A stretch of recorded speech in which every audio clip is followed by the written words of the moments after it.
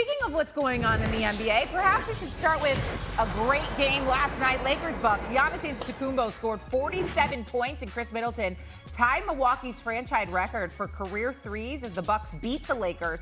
109-102 was the final last night. LeBron James missed an 8th straight game for the Lakers due to an abdominal strain. The Lakers have gone 3-5 during the stretch that LeBron has been sitting out. I like that quote from LBJ. Winner, freak attack mode. Giannis' 8th career 45-point game, second in Bucks history behind Kareem Abdul-Jabbar. He finished with 30 points in the paint, tied for the most by any player in a game this year. 9 of 13 from the floor for 21 points when AD was his primary defender. He went 10 of 11 on uncontested shots for 23 points, 6 for 8 for 15 points on drives to the basket. My man was unstoppable. Winner! Not today. Well, was kind of actually today. Anthony Davis had a vicious dunk over Antetokounmpo. Davis made Giannis pay for jumping with him on that massive dunk. So kind of was today. Does that work? I don't think Sound like Kermit the Frog a little bit. I don't know how to do it. You're getting there, though. We'll work on it. It was actually technically last night. Loser, Westbrook. The ball is clearly rolling on the ground right here. Russell Westbrook trying to get that thing to bounce, and he goes, "Oh, the heck with it," and shoots up another brick. Russell Westbrook has been struggling with this Lakers squad to make his fit while LeBron has been out. Speaking of that, LeBron being out, we mentioned that he missed 8 straight games with that abdominal strain, and the Lakers have gone 3-5 in those such games. And so the question is, Jordan, at this point, should the Lakers be worried? This has been a slow start, the slowest start, in fact, over the last 3 years for the Lakers. But LeBron James has been sidelined. Time to panic in LA? It's not time to panic just because it's too soon. Just like it's too early to crown a team who's playing well like your Chicago Bulls or even the Phoenix Suns. It's just an 82-game season, and what we know about it is when LeBron James returns, Lakers are going to look different. The cause for concern is there's still spacing issues with the team that doesn't shoot it incredibly well. And Russell Westbrook was brought in for this very reason, knowing that AD and LeBron were not going to play all 82 games. And when they didn't, Russell Westbrook was supposed to be the legitimate third star, the guy that carried the weight and put the team on his back alongside one of those other stars in absence of a third. And he's clearly showing that's not the case. Russell plays well when LeBron is on the floor. So that's good news, especially if LeBron returns on Friday. But, again, you have to have issue with, Russ, we brought you in to be the star when one is out, and we haven't seen that. Okay, that's all true. It's just too early for anyone to be panicking, so this question feels way too premature for me, which is what you basically just said.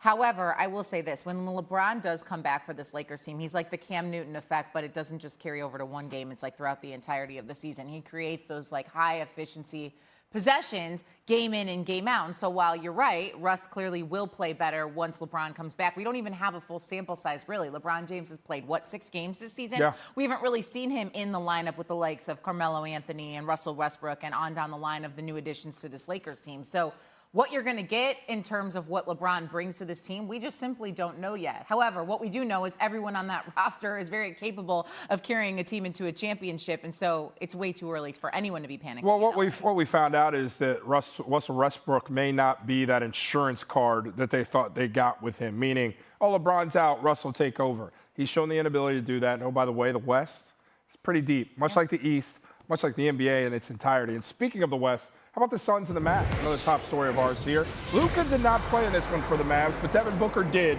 and he had 24 points. Deandre Ayton played as well, 19 points, 13 boards. And the Suns, well, they keep on winning, extending that winning streak to 10 games, beating the Mavs 105-98 Wednesday night. It's the longest win streak for the Suns since 2009-2010 season. Ooh. Phoenix looked off for most of the night before they put together a 37-point fourth quarter, getting buckets, sealing the dub. Yeah, but no Luka, so, there's also that. Winner, legit machine at this point. Deandre Ayton finished with his 100th double-double in 186 career games, which is the quickest to that mark in franchise history for the Suns. The former #1 overall pick has produced far more than his share, Jay. Thought he'd maybe be disgruntled, not play to the level that was expected of him this season. Suns, they have to pay that man. Winner, book it.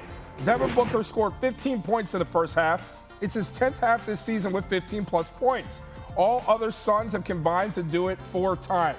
This team has an identity. They've got star power in Devin Booker who can get buckets. Chris Paul is their point guard, Ayton anchoring down low, and 8 guys deep that all know their role. They play with sublime balance watch out for the Suns. Now, wasn't it you that thought the Suns might take a step back this year? Because I thought Ayton wouldn't be playing like he is. You proved me wrong. Let's go around the association. You never forget my mistake. Never. Wizards and Hornets, rather. Charlotte facing back-to-back West and East leaders. And Jay, you know what?